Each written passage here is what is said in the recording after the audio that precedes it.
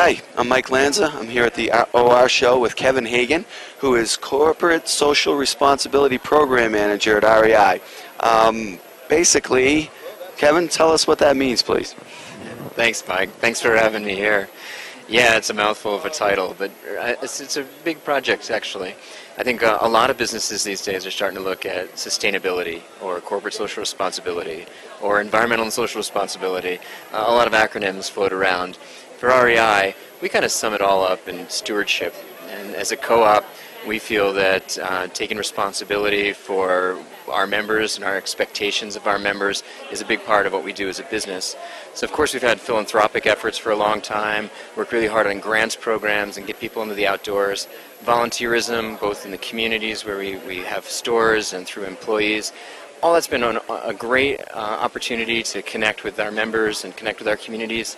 The next real phase has been to start taking a look at the environmental and social performance of the business itself and start looking at the impacts the business has from products all the way to the environmental footprint of our operations, and start really thinking that through from a business perspective and start to figure out how really doing well and doing good are the same thing, and find those innovative ways to make our business part of the solution.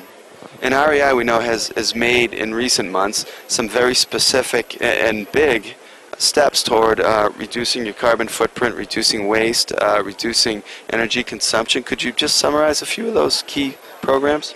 Yeah, there's a lot going on. I appreciate the notice for it. I think that really what's happening is we started to take a comprehensive look at the whole business, try to figure out with the outside stakeholders, members, and a lot of employee help, try to figure out where the biggest impacts are. We can't do it all, and we can't certainly do it all at once. So let's look at the big pieces and where can we make the big difference. We really identified four main areas in our operational footprint that we want to tackle. Greenhouse gas emissions, essentially climate change issue, is a big one. Forest products and paper usage is a second one. Green buildings is a third one. And the fourth one was our waste stream and managing what's going on from a waste perspective. And I'm happy to report that while we've got pretty hard work going on in all those areas, we've had some recent successes which we're pretty happy about. In the climate change area, for example, we've made commitments to renewable energy.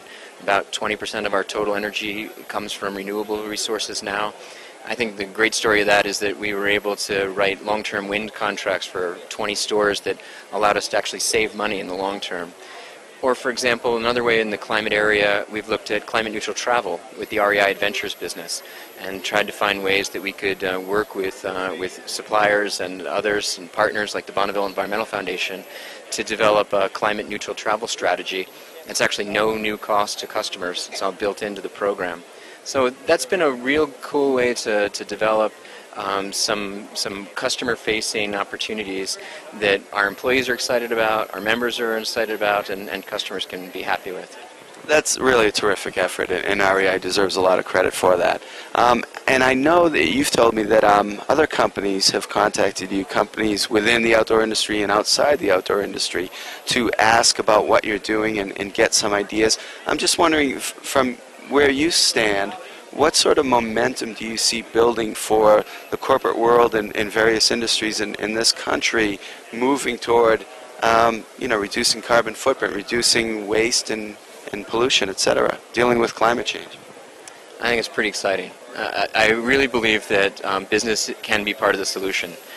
I think it's reasonable to say that business has been part of the problem, and the good news of that, if there's a silver lining in that, we could say, hey, there's big impacts. Unfortunately, many of them have been negative. But if we can turn that around and actually make business part of the engine for change, put the market forces into work to actually create opportunities for innovation and design that really becomes part of the solution, boy, we'd be headed in the right direction. And here in the outdoor industry, I think we have a really great opportunity for that. We're a big industry. Someone said something around $6 billion in sales happens within the outdoor industry, which is big already. But even more than that, we have a customer expectation and a customer experience that's bigger than our footprint. And we have a vendor or supply chain side where we work with folks like Dow and DuPont and all those kinds of big companies that have big impacts. if they have to develop or can help us innovate and develop new products for our markets, wow, they would be applicable to other markets too. So I think the outdoor industry has a really unique opportunity to have a disproportionate impact. And I think that outdoor companies are really rising to that occasion. Of course, there's been icon companies like Patagonia and Timberland and many of the other ones that have done so much work for so long. I think now everyone's starting to come to the realization that that wasn't just a hobby. That wasn't just a feel good or a look good on the outside. That there's deep material work there that's actually improving business performance.